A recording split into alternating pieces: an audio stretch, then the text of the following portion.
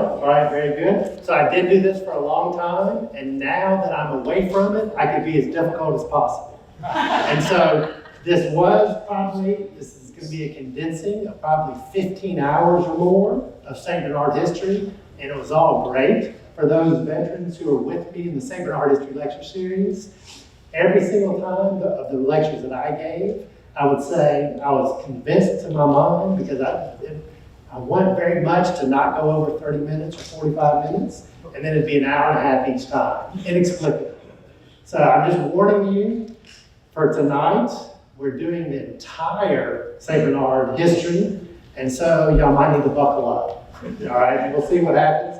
Except for, it pains me greatly, it's such a great history, I have to leave out so much detail, but we'll find other ways to kind of get some of that in. And the thing that worries me most is that I might not hit the 45 minutes or a little bit more, and that y'all will talk about me like we all talk about Ron Chapman. Every time he gives a lecture and goes way over.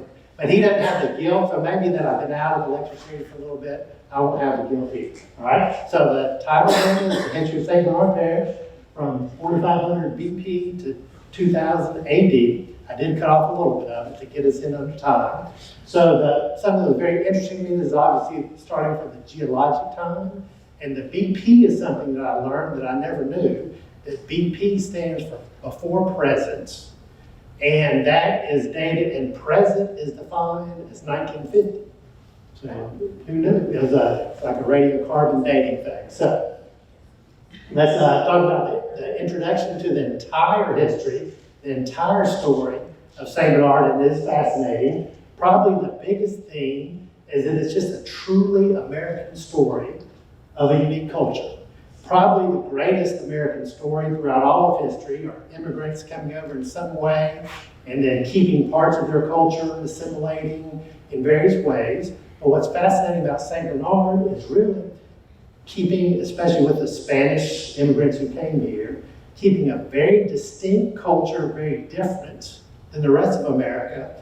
But I'm saying maybe, certainly to the 1920s, maybe intact to the 1950s.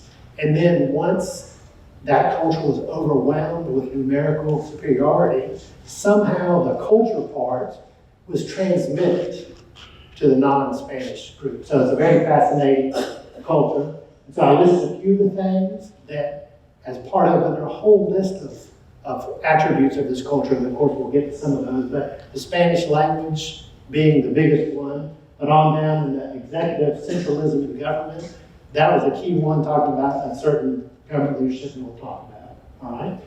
As the story unfolded, which was kind of a surprise, I really found 3 different geographical areas of culture throughout the history. Each of those 3 were very different from each other, and they changed a lot over time. And so we'll kind of trace it that way. The 3 are what I'm calling French St. Bernard. This is going to be mostly a part of St. Bernard, currently from about Araby to about Violet, Poydras, along the Mississippi River. And that first started, that high ground, first had plantations, and is going to be distinctly French.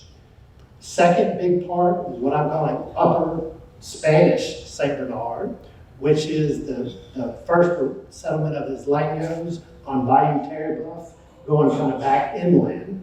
And then the third part is Lower Spanish St. Bernard, which are kind of the farther reaches of St. Bernard, say from Lake Bourne around to Delacroix Island, which did not have much highland, so were settled a little bit later. Other themes that emerged throughout is that our history was very much shaped by domineering New Orleans, mainly as a trading route. And in fact, starting from the 1700s on, one of the big things is going to be to try to find a canal somehow through St. Bernard to cut off the twists and turns of the Mississippi River, but find a quicker route to the Gulf. And that's going to be consistent from the 1700s on, but also St. Bernard becomes, in a very technical way of describing it, a dumping ground of bad things that New Orleans doesn't want in various ways, and it gives it to St. Bernard against our will usually. And then another thing that came throughout was this close relationship to the land. And I would say that it transcends possibly a place where the land itself almost becomes an agent of change on par with humans that are around it, ever changing and that important to the history. With the prehistory of St. Bernard, St. Bernard really didn't get started until 1780 officially, but the prehistory goes way back, kind of up the first chapter then in the story, up to about 1718, when the first Europeans settled New Orleans and thus were very nearby. The biggest part of that is the geological history, and first of Louisiana itself. The simplest part of the whole history is that high ground is destiny for the human history. And so I'm sure everybody knows that in the formation of Louisiana, it's just silt coming down the river, sediment coming down the river that overflowed occasionally and built up the banks of the Mississippi River or other bodies of water.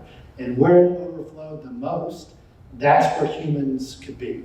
Otherwise not. And in Louisiana then, there were the Mississippi River would change course periodically and thus use this overflow of high ground to develop different parts. The biggest part for St. Bernard is conveniently the St. Bernard Globe, which will be from about 4,500 to 1,000 BP of formation. All right, so these are all different parts of Louisiana. And so the orange is the St. Bernard Globe. And so that's, of course, where St. Bernard Parish is. So that's when it formed. And based on our story of the three different parts, French St. Bernard is the highland along the Mississippi River. Right? That's the highest land there is in most of the earliest settlements. And in fact, not surprisingly in this work, in Katrina, that's the only part that didn't really flood. For our upper Spanish St. Bernard, that's the high ground along Bayou Terre-Boeuf. And for lower Spanish St. Bernard, relatively little high ground, it was settled much, much later. We'll trace all that. And so, talking about the destiny, this is a modern map that shows that. And so the pink along the Mississippi River here is French St. Bernard, come on there.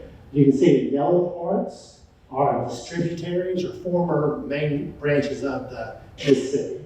And so this right here is Bayou Terre-Boeuf, and this is upper Spanish St. Bernard, and you don't see too much high ground anywhere else, which is lower Spanish. So if you ever wondered, which I did, about the crazy English turn and why it did what it did, this used to be a distributary because Bayou Terre-Boeuf was the main branch of the river. So it used to look like this on Bayou Terre-Boeuf, but then when it changed courses, it left that little bend. Another interesting thing that affects the history, so this is obviously one big ridge. Up here is the Medry-Gentilly Ridge as well, which is outside of St. Bernard, so we won't talk about it. But kind of in here is New Orleans. And so through here, through Bayou Bienvenue and onto Lake Borgne, that is where St. Bernard, that's where New Orleans drains. That's a natural rainwater drainage for much of New Orleans, the part that doesn't go to the Pontchartrain. So that'll be important. Right. As far as the Native American history, there's not much. And that is, there have been some settlements that were found or archaeological evidence, but there's very little because of the very late formation of the St. Bernard Lobe.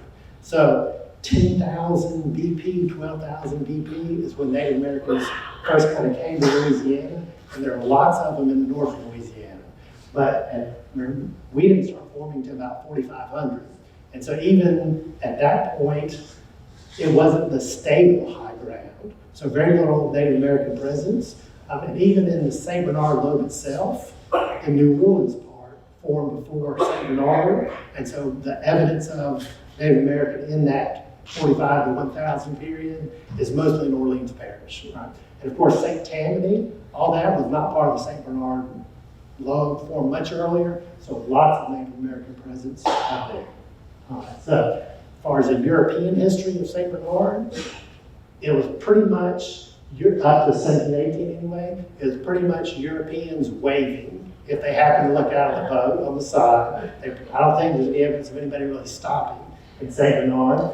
The first one was Hernando de Soto in the 1500s. That's when it was looking for Florida, the gold in Florida, and made it actually all the way to Arkansas, which I was surprised by that.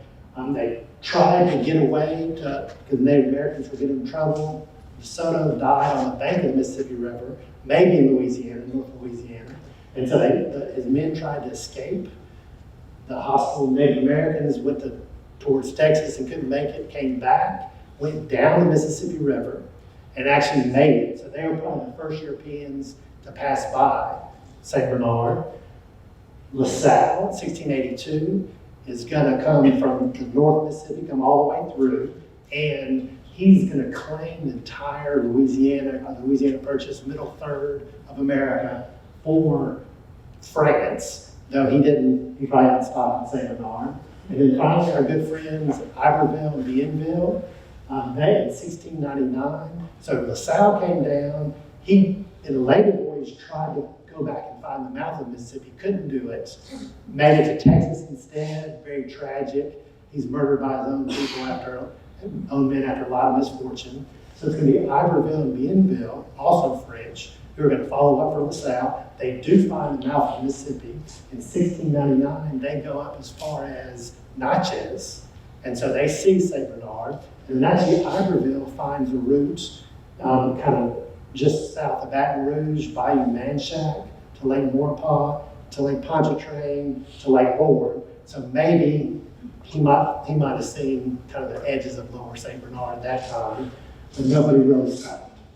So, moving on to the third chapter of 1718 to 1778. 1718, the founding of New Orleans, and 1778 is when the Isleños are first going to start coming over. And so it's really the history of all those things. Because the parents of St. Bernard are both French and Spanish, kind of have to know a little bit about the background. So French Louisiana, really it's 1699 with Iberville and Bienville, or either back to the south, whatever would be the start. But really set for our purposes 1718 and 1763. Louisiana is a French colony, it's owned by France. And so the history is of one of bad history as far as finding an economic reason for being. With John Law, Louisiana is going to bankrupt the French nation, the French king, and some other stuff. So very little growth. Fast forward then to the 7 Years' War, which was mainly the first world war between Great Britain and France in the 1750s started. And the American version of that is the French and Indian War. So it's between France and Great Britain. Great Britain is about to win. And so the French in 1762 give Louisiana west of the Mississippi, as well as New Orleans, to Spain, which was their junior partner, is kind of saying, sorry, we got you into this, because you're going to lose too. So that gift is then confirmed with the Treaty of Paris in 1763. So Spain gets Louisiana as really kind of a punishment, right? Because they're on the losing side of the war too. But Great Britain is going to let them keep it for kind of the same reason, right? And Spain didn't really want it, and it's going to take a while to get there. So Spanish Louisiana then comes along in 1763 to about 1800. They really kept it because of the buffer. They had strong colonies, Spain did, in Mexico and Texas, and there was lots of very successful British colonies of America, and so it was like a buffer between the two.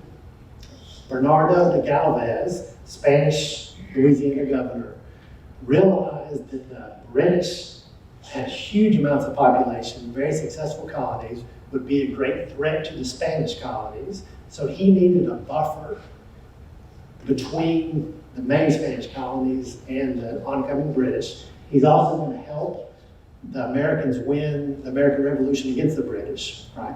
Because he needs that buffer against oncoming British, he's going to look to bring kind of soldier farmers from the Canary Islands and other places too, to provide that population in Louisiana, all right, as that buffer.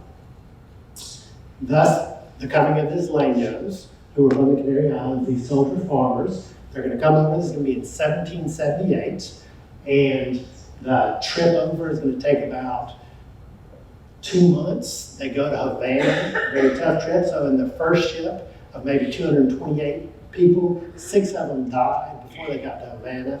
A bunch more were sick and had to stay there for more. So eventually, maybe in the neighborhood of 600-700 soldiers and 2,000 total with all their families are going to come over to Louisiana as part of this buffer. There are actually going to be 4 Isleño settlements. 3, Galveston, Vertere, and Valenzuela, didn't make it. They had hurricanes and they were poorly situated and all that. But the one, La Concepcion or San Bernardo, St. Bernard, is going to make it. All right.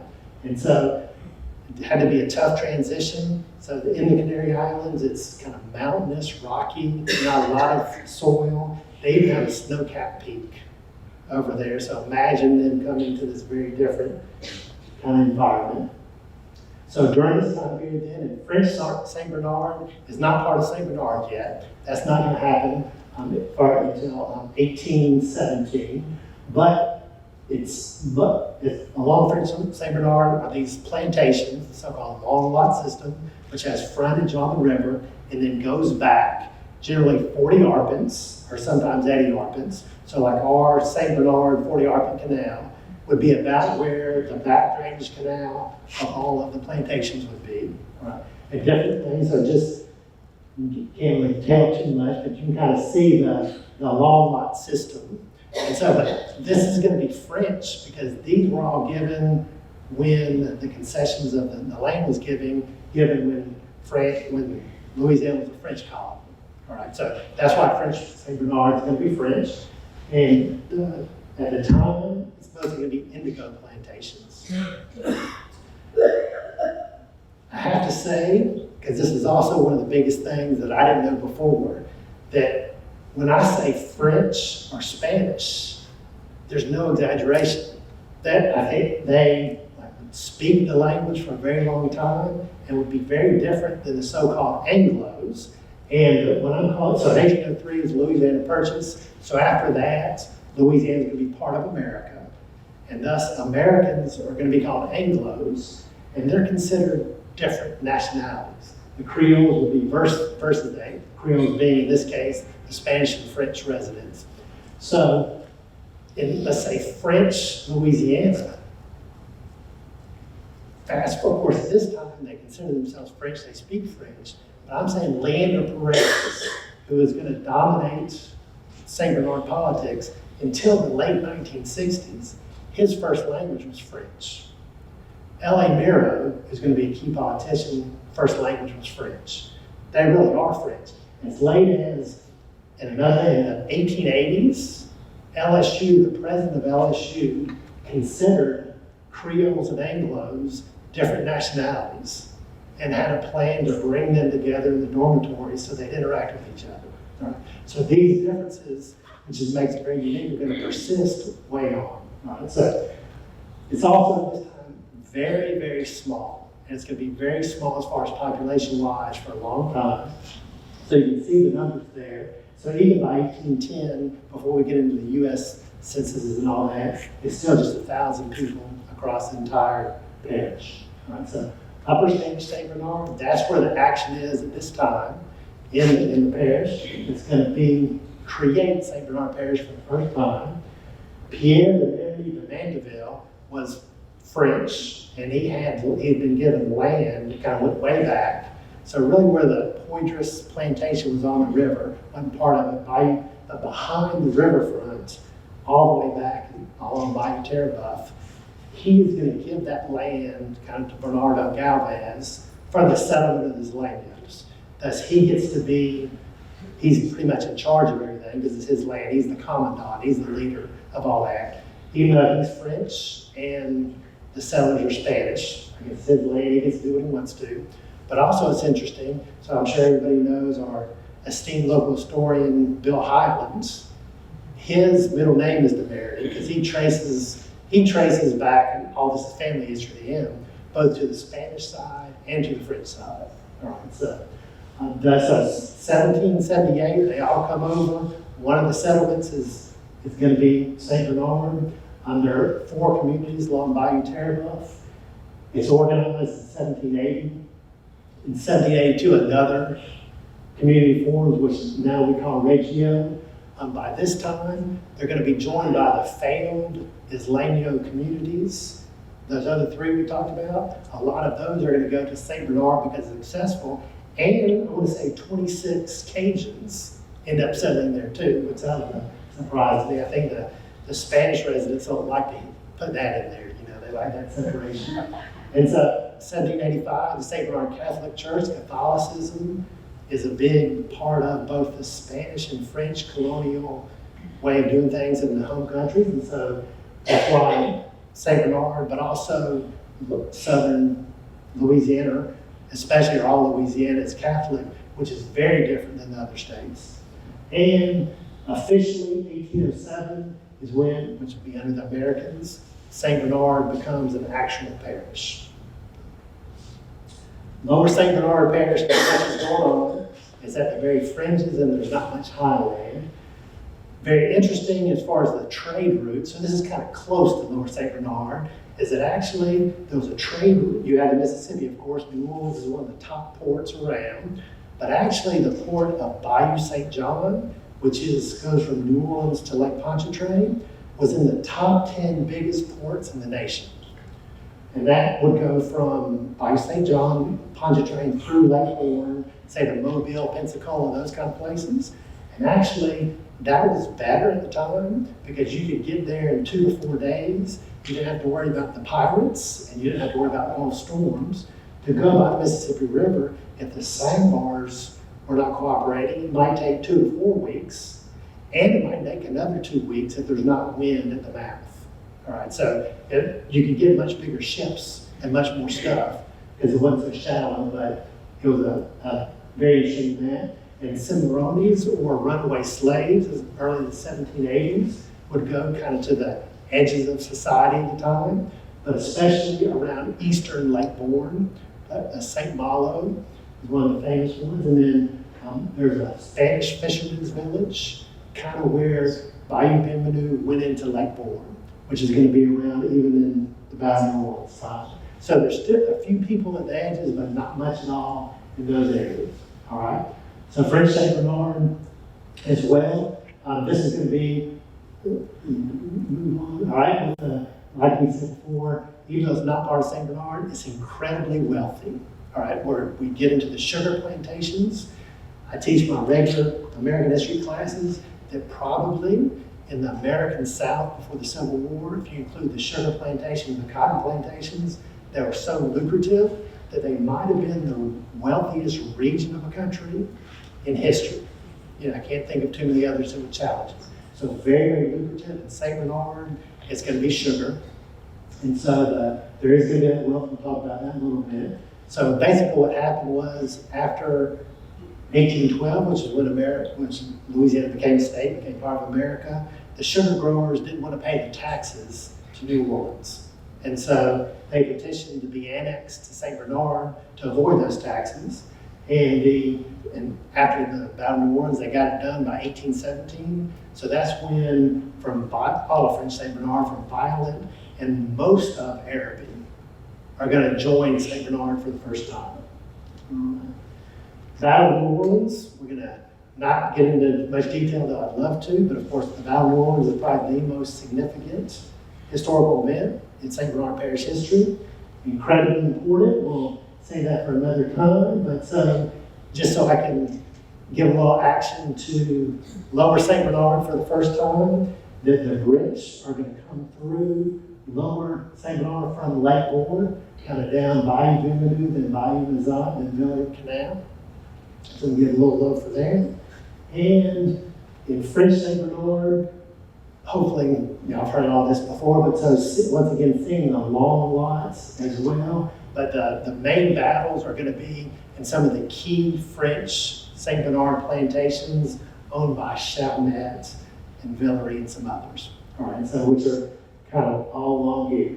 But hopefully not a surprise, the Americans are able to win the Battle of New Orleans. And so it saved America, in my opinion, of course, saved New Orleans. As is kind of typical, the insularity of much of Spanish St. Bernard is what's going to give it its longevity. And so, just by chance, the Baltimore was not really fought too much in Upper Spanish St. Bernard. However, the Islanders themselves did fight the battle, and the British got some supplies and everything. But with a lot of the major American events, Spanish St. Bernard is going to be separate. It's going to be involved a little bit, but pretty much untouched. It's almost like a separate world, apart from America, all the way up maybe till the 1950s. Getting on to chapter 5 then, we get into 1817, which is just the joining of French St. Bernard, all the way to 1861, which of course is the Civil War. This period is the time of sugar plantations, a time of great prosperity, at least for the planters, great growth, great wealth. And so we finally get some good census data. And so you can see it's still very, very small. It's going to go between, say, 3,000 people in the entire parish, give or take. But the big difference signifying the plantations is the very large number of slaves. In sugar plantations, as opposed to cotton plantations, it's very brutal work, and thus in cotton plantations, there's a natural increase of slaves, meaning they have families and all that. But usually in sugar plantations, especially earlier than this, it's so brutal that the slaves not die off, there are no families made. So lots of slaves are needed. But anyway, so just very large numbers, and so we'll see that slaves will make up a big percentage of the parish population because of that. Isleños in Upper Spanish St. Bernard, very few, if any, slave holdings. This is all going to be in French, the vast majority in French St. Bernard. And what's interesting, and I don't know too many of the details, maybe it'll be for another time, are the free blacks, the free people of color. Because most of all the history that I studied is that those distinctions were done away with in the other parts of the South, as soon as, with the hardening of slavery. However, in South Louisiana and St. Bernard especially, that middle ground was allowed to keep going. So in this time of French St. Bernard, it is the time of sugar. And so this is a lecture all on its own. We probably had that before, about who discovered the granulation of sugar, which is going to lead to the great boom in the industry. And so people in St. Bernard are going to say that it was a Spanish, and the process was discovered in Spanish St. Bernard, by some of these folks right here. However, the person generally credited with the granulation is NHLS, which is going to be in Orleans at the time. But the story goes that he risked everything because the indigo plantations were causing great poverty because a worm got in them. So they needed this new thing. And then at the biggest risk ever, against all hope, against all wisdom, the Boré is going to figure out how to do this granulation, grow just sugar on his plantation and figure out how to granulate it. And thus it saved Louisiana. But I think a lot of that had to do with the fact that his grandson is telling the story. He's going to be one of the most influential historians, so he gets to tell the story. But anyway, so the granulation was probably discovered in Spanish St. Bernard. Once in 1795, it kicked off the sugar that it's going to be up until the Civil War. It's going to be key to St. Bernard. Right? Upper Spanish St. Bernard, it's well established. There are going to be some plantations carved out of, with these different farms and Bayou Terrebonne kind of put together in a bigger plantation, but still generally mostly small farms. Right? And I just put this description.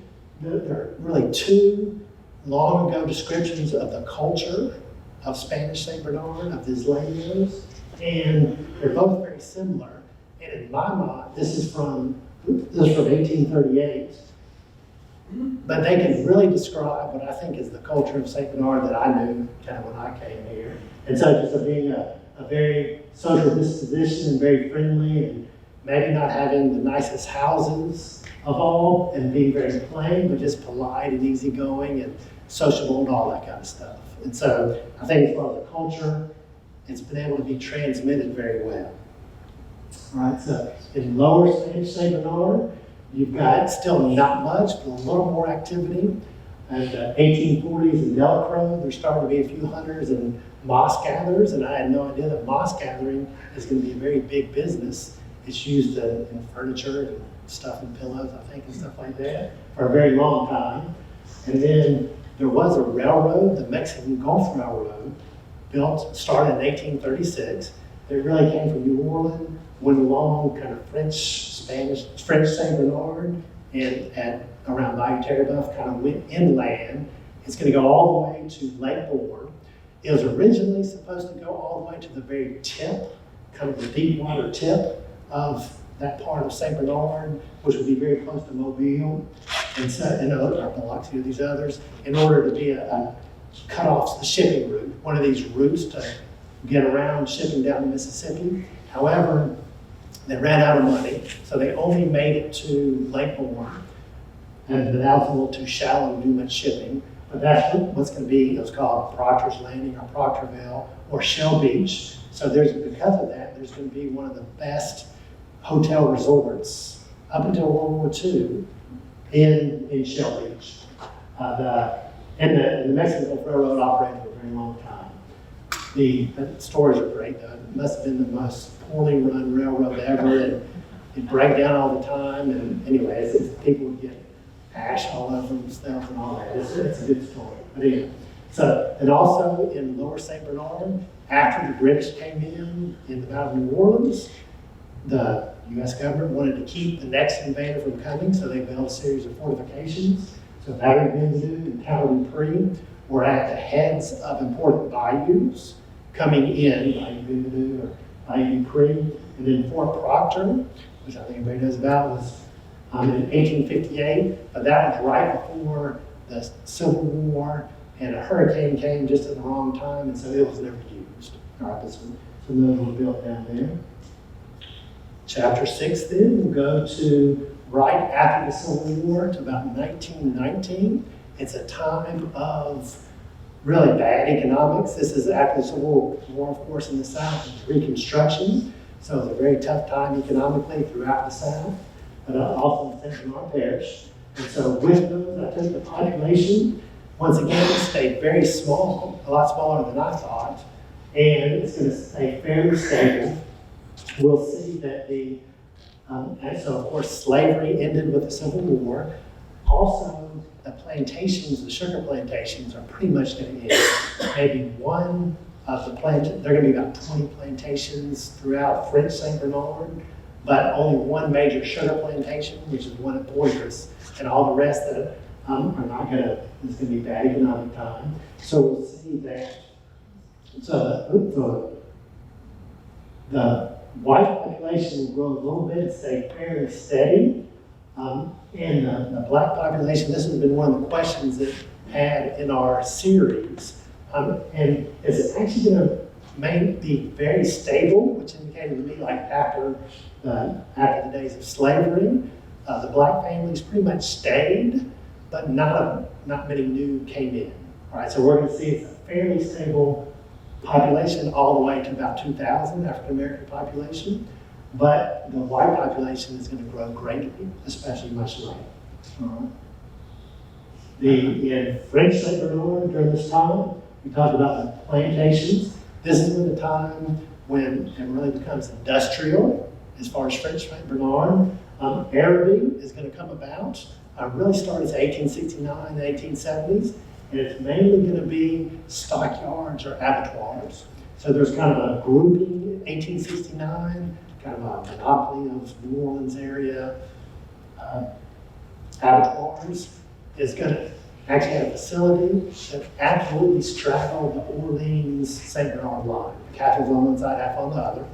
A law was passed because obviously abattoirs, packing places are very unhealthy, very stinky, all that. So New Orleans decided they didn't want that in the city limits, and thus they passed a law against that. So this concern then got the laws changed to move the St. Bernard Parish line over on the other side, so they didn't have to move. They just moved the line so they wouldn't have to move out of New Orleans.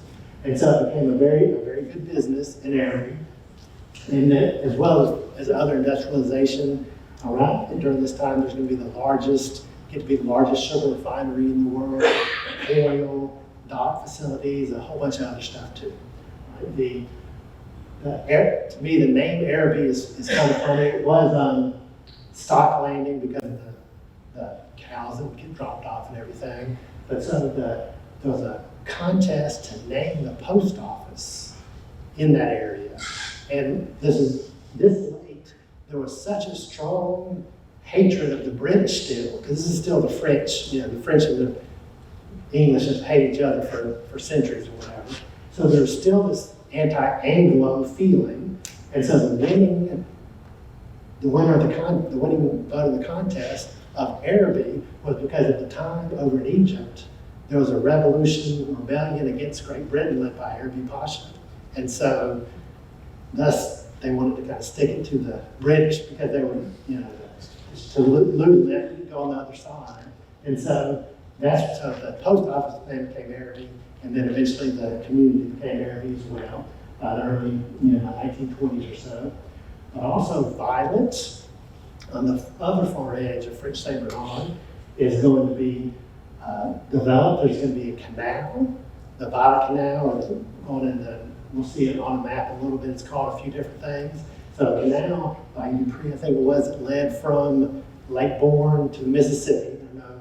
And so that was going to be this great hope of having the canal that bypassed going down the Mississippi but could get to the deep water of the Gulf. So there was a great attempt to make it work financially, but it didn't really work. And so it worked a little bit, but not because it was obsolete almost when it was done. And so then, and I think, and checking on this, I think everybody knows, but Violet was the name of the wife of one of the early leaders of one of these ventures. There were several of them, all right? It was eventually first called Bournemouth, and that's what the community was called. But once again, Violet was the name of the post office that was eventually carried on with that. And also there's going to be in the Violet area, as well as pretty much many other places in French Saint Bernard, starting in the late 1800s, but especially like 1906 thereabouts, there can be a large number of Italian immigrants coming over. And so they're going to populate these places, and especially down in Violet and other places known for the Creole tomatoes. So this is about early 1900s map of Saint Bernard. And so what I think was always fascinating, we'll see this is going to continue, there's almost no development.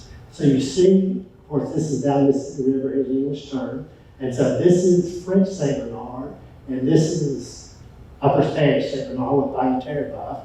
But you see all the city stuff here, and it extends just to pretty much Stock Landing or Araby here. But all the rest, there's almost no development.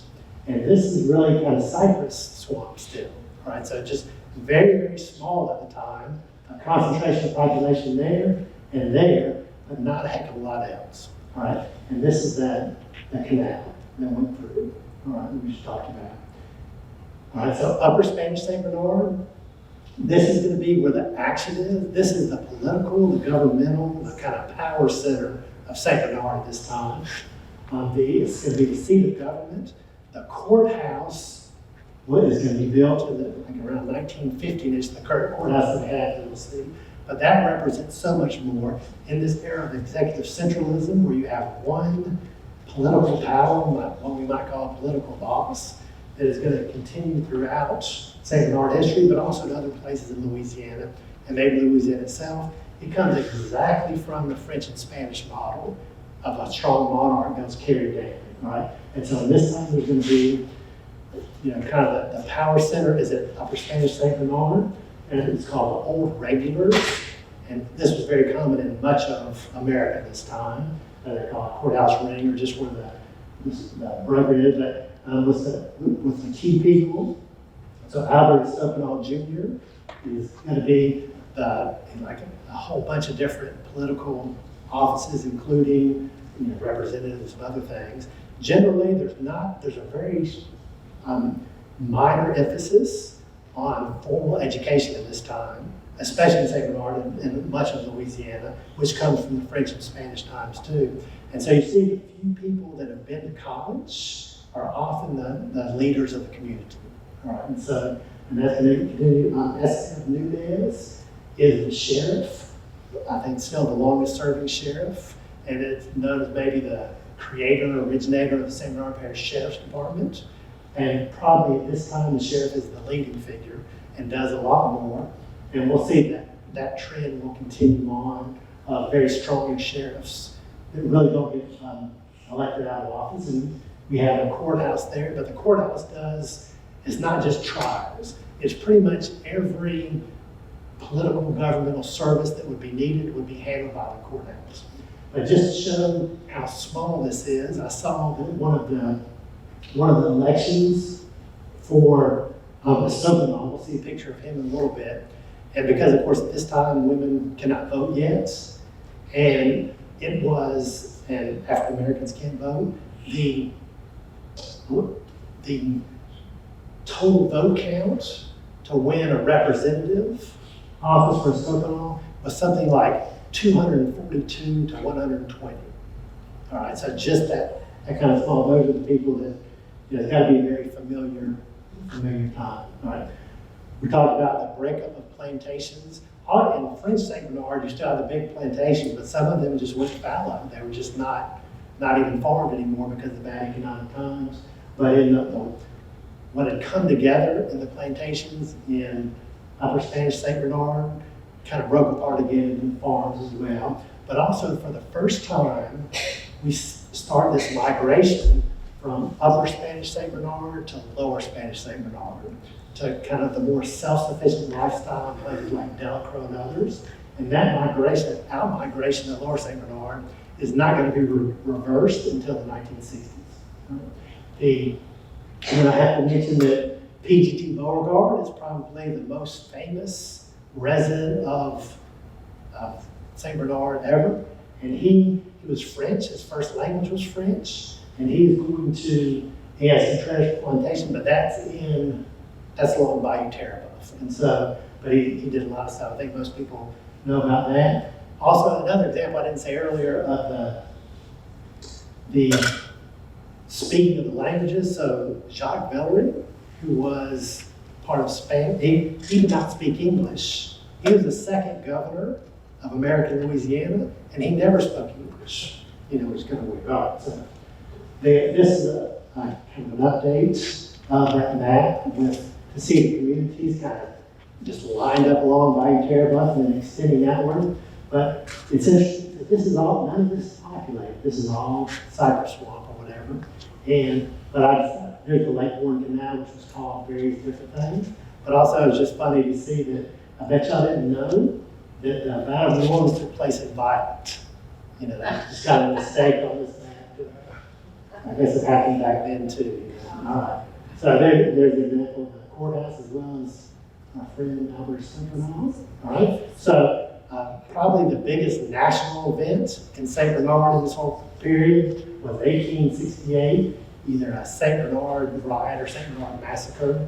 And so we had a lecture on that not too long ago, so won't go into it too much, but it just kind of typified the Reconstruction era, where actually America after the Civil War was the first biracial democracy that had been tried before, and so there are lots of problems with it. And of course, the freedmen could vote, male African Americans of a certain age did have the right to vote. So in Reconstruction era South, it became a competition between the Republicans and the Democrats over, kind of the Republicans had the vote of the freedmen, and actually they are going to win in the presidential election of 1868. Ulysses S. Grant, who's going to get the vote of the freedmen, is going to win the presidency. But there was great resistance, and at this time, there were these clubs throughout New Orleans on both sides, but pretty much the violence was used quite a bit in all of these things. And so part of the St. Bernard riot ended up where, we won't go into the details, but I'd love to do that later. But it ended up where there were probably two whites killed, but between 9 and 150 plus freedmen were killed in the ensuing riots, and probably at the upper end of that is a little bit more accurate. All right, so Lower St. Bernard this time is going to be more populated. Delacroix is, they're called the children of nature in the newspaper article, so it's a very self-sufficient, live off the land type lifestyle, but it's very prosperous. You know, it's a good choice at this time because of the natural bounty and all that. It's very isolated. It doesn't have a lot of the Americans getting to be very modern at this time, and the Delacroix and Lower St. Bernard does not have it, North St. Bernard does not have that, but it's still nonetheless prosperous. The 1919 Spanish Flu Epidemic, which is the worst pandemic in world history, it greatly affected every place, America included, but there's a good story about what it greatly affected Delacroix as well. And with these gentlemen would bring the dead bodies by pirogue of the bayou to the Catholic Church, and there's a St. Bernard Catholic Church, and there's a mass grave there and some other stuff. So it's kind of tragic at that time. The isolation, the insularity helped in a lot of ways, but it didn't help in that time. And then we put that out Shell Beach. It was a resort, and a lot of people went out from New Orleans to get there, and other places in Lower St. Bernard would come along as well. And I in the other St. Bernard lecture series, there was a slide on hurricanes or natural disasters like that in every chapter. So I left all that out so we'll be here till tomorrow. But this included this one because it was especially bad. And so with crevasses, so there's levees, but they're pretty much natural levees. So every once in a while, the crevasse, a natural break in the levee, but that's just as bad as a hurricane, floods, everything. You know, it's just disastrous, especially in these places in St. Bernard, which, you know, they're not built up, they're not, you know, that well built, all that stuff. But this was a especially bad one, and probably the 1915 hurricane was the worst ever. And so all that greatly affected this, and a whole bunch of minor ones. You see all the time that there'd be minor crevasses on Bayou Terrebonne and everything's flooded. And of course, there's no insurance, have to start over. Kind of the hardy self-reliance, especially Spanish St. Bernard, comes from the rebuilding of all this, because, you know, any sane person, as we know, you leave after the 10th one, you know, but the ones who stay are going to stay for the long haul and love it. So, all right. So chapter 7, 1919 to 1928, was the most number of national level events, national historical events that took place in St. Bernard. So it was just a very short period, a lot, way too much stuff. So I put the population down there, but the population is staying pretty steady, 4,000 to 5,000, and it doesn't change much at all.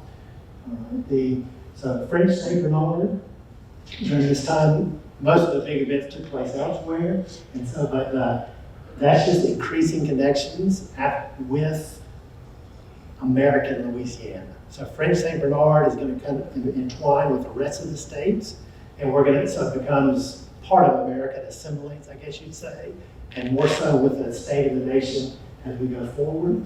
But also during this time, and this is very important because there's a competition, obviously, as neighbors between French St. Bernard and Upper Spanish St. Bernard, but the political power is going to shift. Very important because of the extreme amount of power. And so at this time, if a new lead political person comes in, they're going to fire everybody on the other side and put in all their own people. So there's a lot of lifestyle things associated with all this too. And so the power is going to shift away from Upper Spanish St. Bernard to French St. Bernard. And mainly because of the rise of Louis Doc Miro, who's going to be one of the most important people in St. Bernard. You know, a lot of people, maybe the father of modern day St. Bernard, very, very influential. We have the old regulars in Upper Spanish St. Bernard. He's going to be coming in the new regulars. He's going to be elected sheriff in 1924, and he'll remain sheriff until his death in 1938 and concentrate all the power in French St. Bernard. The symbol of that power shift is the 1939 relocation of the courthouse to Chalmette. Before, where it is now, if it does the old historic courthouse, that was there because that was kind of the center of St. Bernard Parish for a very long time. But with the shift, Chalmette is kind of symbolically becoming more so. Of course, this is going to be after his death, but he's going to get it all set, get it all ready. And what I thought was very interesting and amazing to me, so of course Dockville is Doc Miro, that's his land and everything. The oak's out in front of it, and I still don't know if I believe this, but the history says it's there, and that is where there's a courthouse, by the way, and that was built with federal money because it's going to be during the Great Depression, we'll talk about, as well, so that everybody knows where the courthouse is now, but actually the oaks were planted by Doc Miro during this time, and supposedly stretched from the old courthouse to the new courthouse. So can you imagine the highway being lined that whole way with oaks that have just gone away?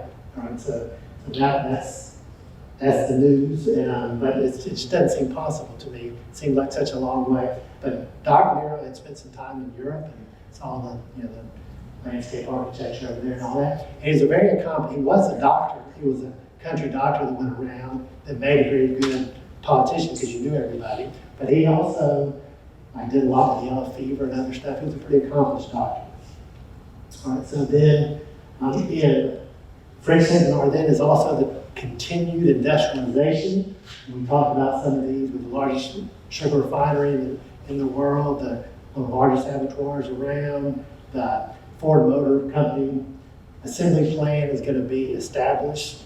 The 1920s in America, of course, is the roaring 20s. It's the high point of economic times, and they don't know that the Great Depression is coming, right? And of course, there's, the 1920s is also the era of Prohibition.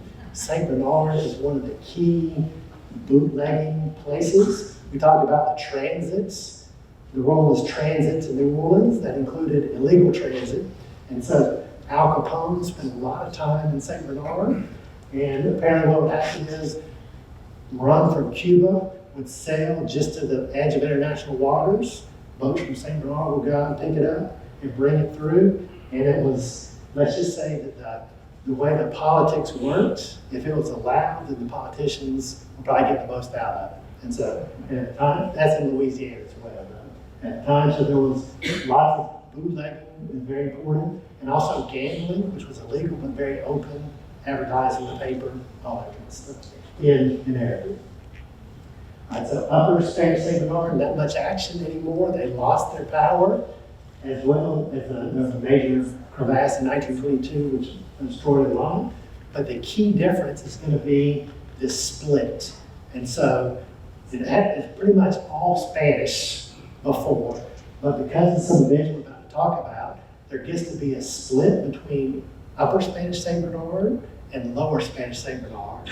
And they kind of go different ways. So Upper Spanish St. Bernard is going to lean towards what I call modernity, start getting the more conveniences, lean towards the state in Louisiana, and look towards French St. Bernard, whereas Lower Spanish St. Bernard, or the true Isleños, are going to keep this insulation, this insularity, stick with the old culture. Just two different choices.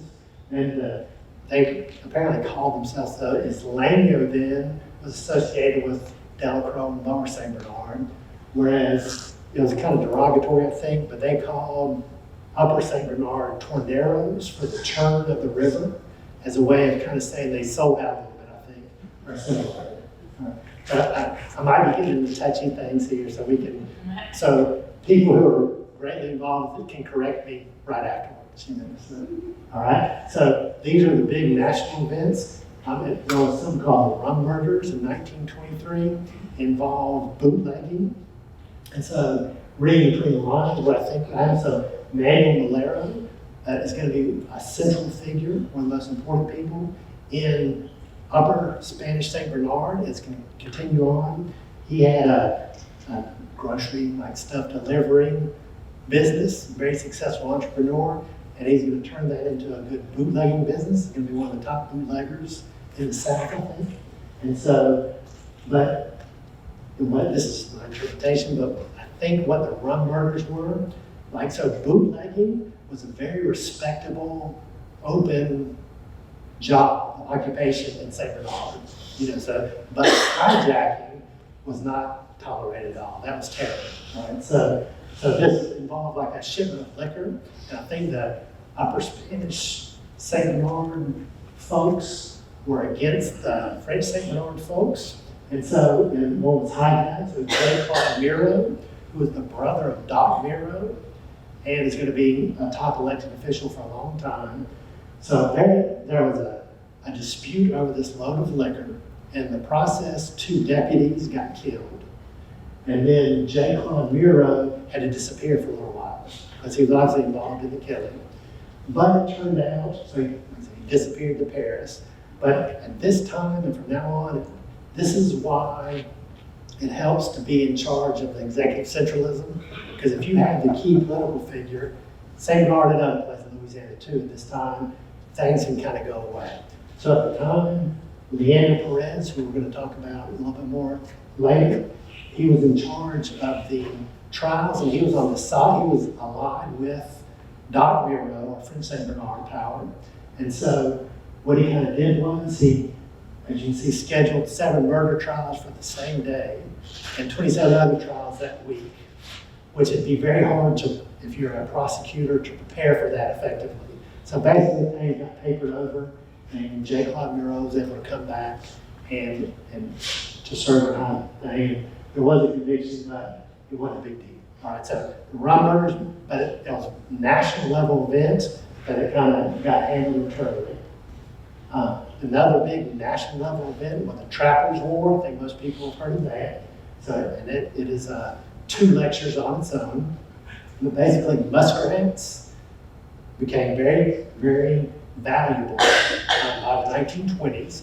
In fact, a typical season of trapping was about November to February, give or take.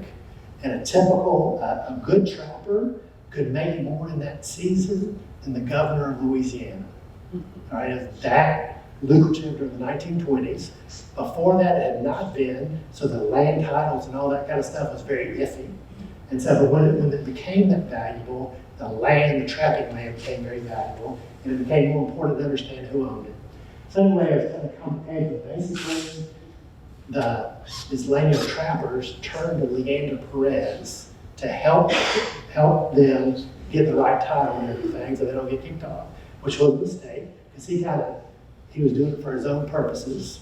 And so he kind of did some schemes to kind of take control, first charged them a low amount, but then charged them a higher amount, and they got irritated. And so then a lot of this irritation was usually violent, was handled with violence or whatever. But so then they didn't understand, they were generally illiterate, didn't understand the complicated legal things, all that. So then they're going to turn to Manuel Valero especially, and basically this was kind of a fight between Manuel Valero and Oliver Riverdale on one side versus Leander Perez and L.A. Miro on the other, so kind of the Spanish versus the French power structures.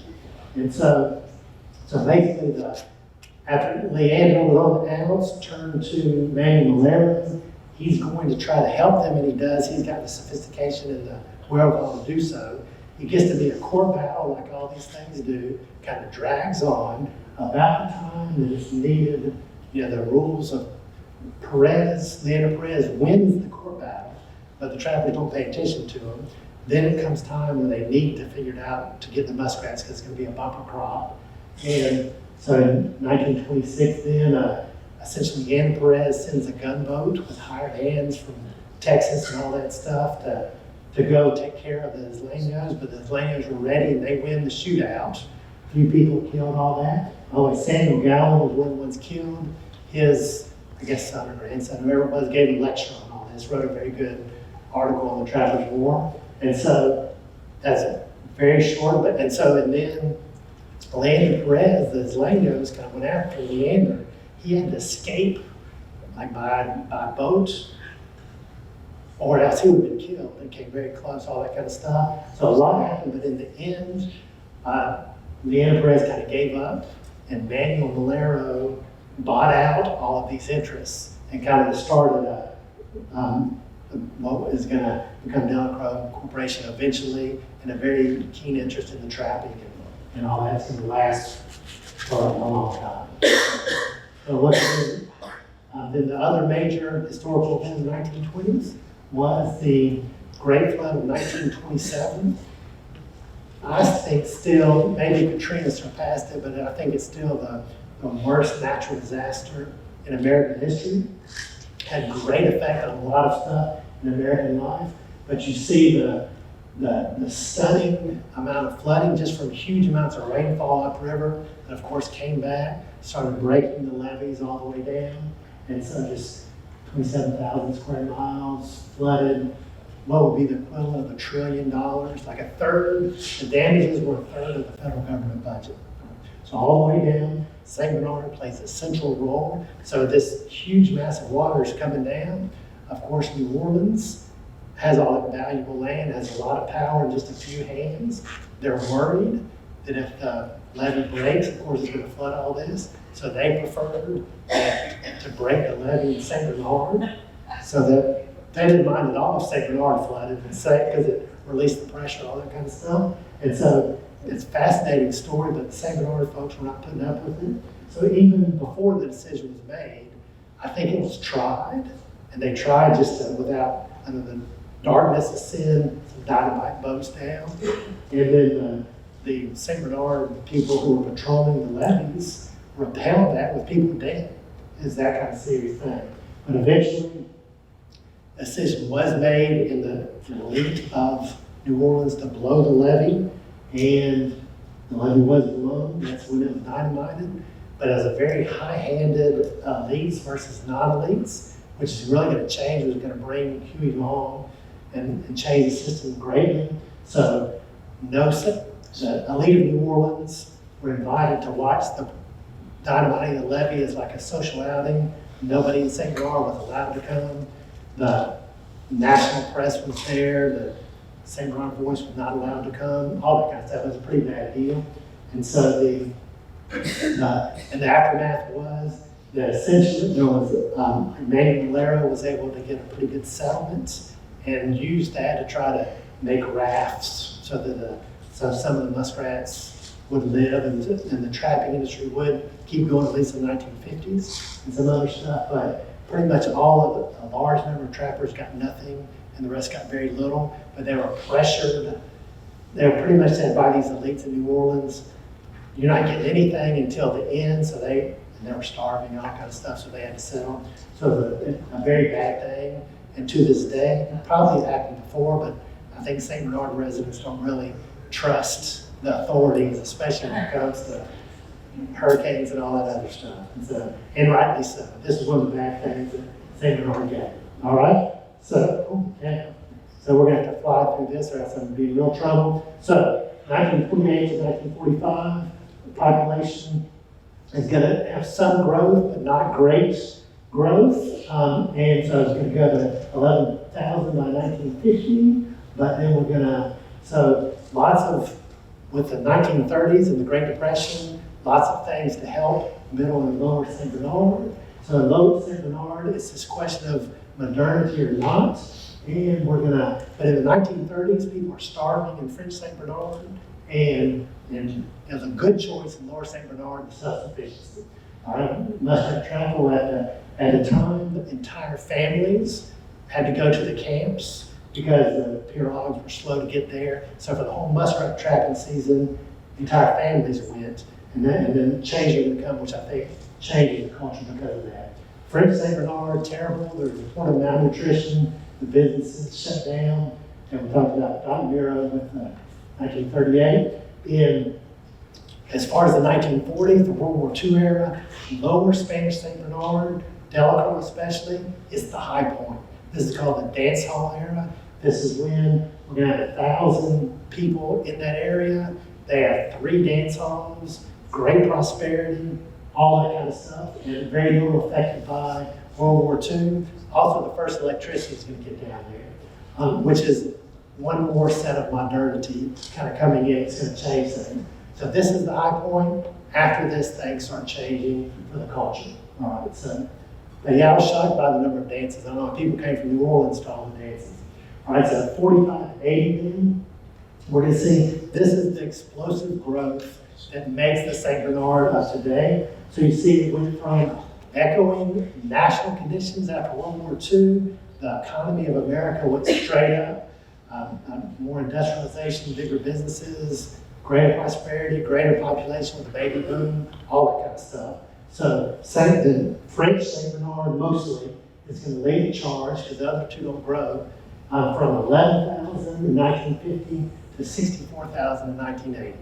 So you look at the overall population, from the beginning it's pretty much like that, and then it's going to go straight up. All right. So we see that the white population pretty much held steady with the white rate increasing. And I'm just fascinated.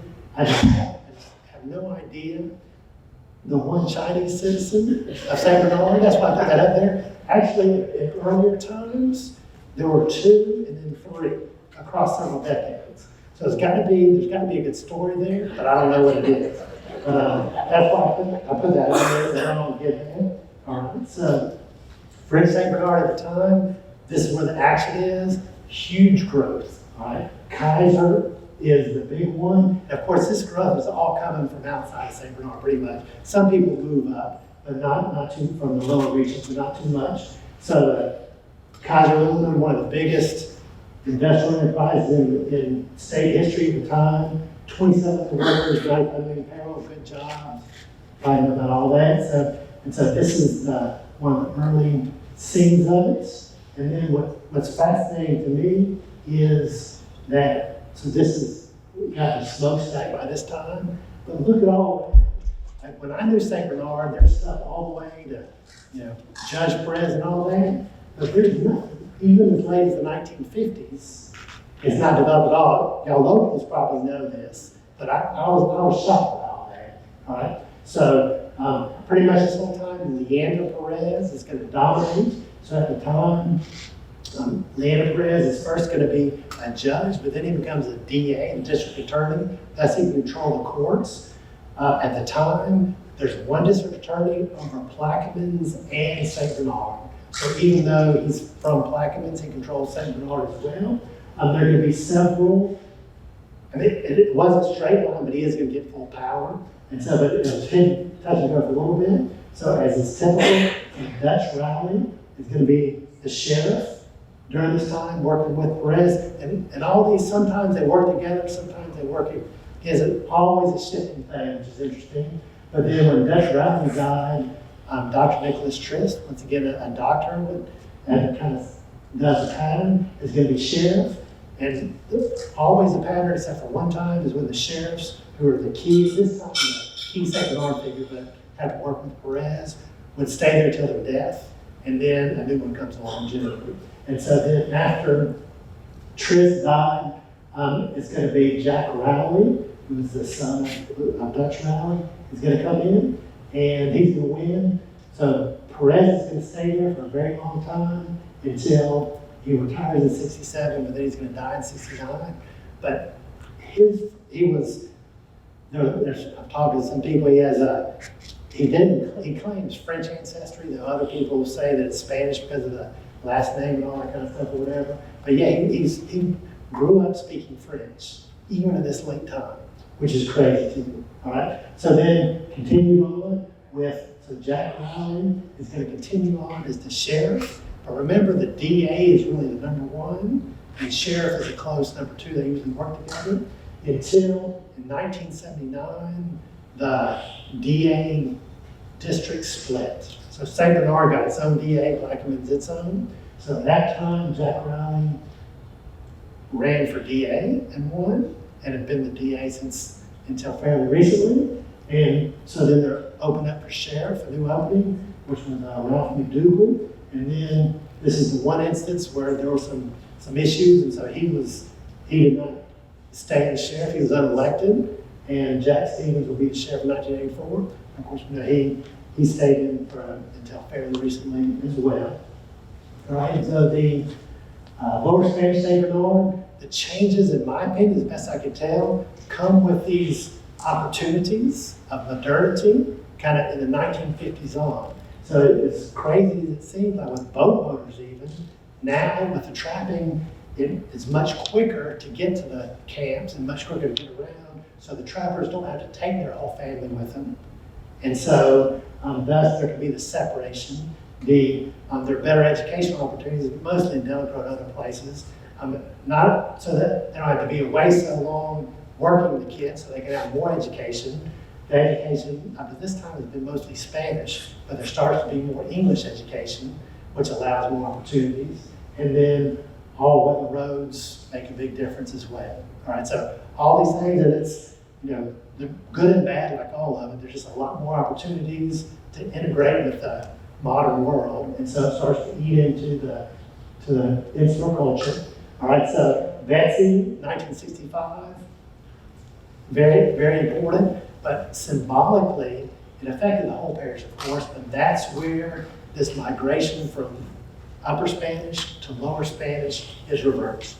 And so 80% of Delacroix, especially Delacroix, which is kind of the center of it now, 80% returned. However, it didn't grow. It just kind of got older. A lot of the young folks would go for greater opportunities, either in Kaiser and other places in French or elsewhere. All right, so population in 1990 to 2000, really 1980, it's 64,000, and it really doesn't change over the next 20 years. It's stasis. And so, and not surprisingly, in Louisiana, the economic situation changes. It's not the prosperity. Kaiser's going to shut down. There's going to be the oil bust. Not much economic opportunity, so that's why there's not quite the growth. All right, and I just put the 2010 one. That's after Katrina, down to 35,000, and of course, I imagine the 2021 is going to be in the neighborhood of 46,000 as well. All right, so we talked about that. The big change came in the nature of jobs. So nationally, internationally, it became where you much more needed to have a college degree to get a good middle-class job, which was absolutely not the case before. And so whereas kind of a self-sufficient, non-college level education was perfectly fine in most of Louisiana, as well as St. Bernard, after the 1980s, a lot of those jobs went overseas, dried up, all that stuff. So it became a little bit tougher. And talk about the Upper Spanish, there's pretty much full assimilation with French St. Bernard and American level, and so the Islango culture almost goes into nostalgia. And we have there 2 Islango clubs and the museum complex. And of course, the Lower St. Bernard, it continues, but I put down there, so the high point of the dance hall era, 1,000 people. In 1981 then, with 165 residences in Delacroix, probably about the same as in 1891, give or take. And so I kind of set it to where in the 1990s then, the Spanish speakers, who I think are born in 1915, will be about 80s. And then, so that it's just kind of, it got older. And so all the people were still around, but usually they just lived in Upper Spanish St. Bernard and went to Sunday dinner down in Delacroix or something like that. And and I tell you what, I think we're way over, but so then the 2 things that changed the culture quite a bit that forced assimilation is going to be, first, the intrusions of modernity and the greater opportunities, number 1. Second is going to be the land loss, which has a very good history here, which we'll get into more, but even, it's going to be a series of things that happen with land loss starting from, 1920s, cutting off the overflow and on down. You can see that. But as early as the 1940s, that subsidence and saltwater intrusion can be seen. You read in the dance hall era, they say you can drink water out of the bayou in Delacroix. It's that fresh. But all that's going to change.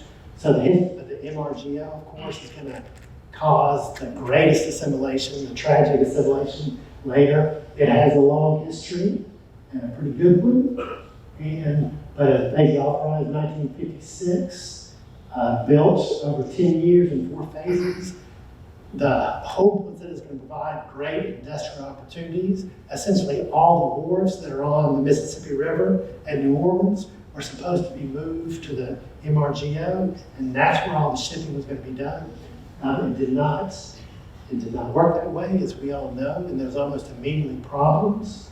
And so that's Mr. Go. And so, of course, that with the land loss of the before and after kind of showed, I think everybody knows what happened. We can kind of skip all that. And so the way I look at it is maybe a little poetic with the story, but this is the great culture that lasted at least in the 1950s, and then did not grow, but was still pretty strong, is Lingua culture. It gave its values to French St. Bernard, and so even though there weren't a lot of actual people, the values pretty much stayed very similarly. And so in the Italian immigrants and the Irish immigrants and a lot of others have a lot of similarities. But then the great assimilation, involuntary assimilation, especially of the lower Spanish St. Bernard, came possibly due to Mr. Go, but with Hurricane Katrina. And that was the forced assimilation where the land itself was gone, and so it couldn't really go back too much. All right, so that was the history of St. Bernard Parish.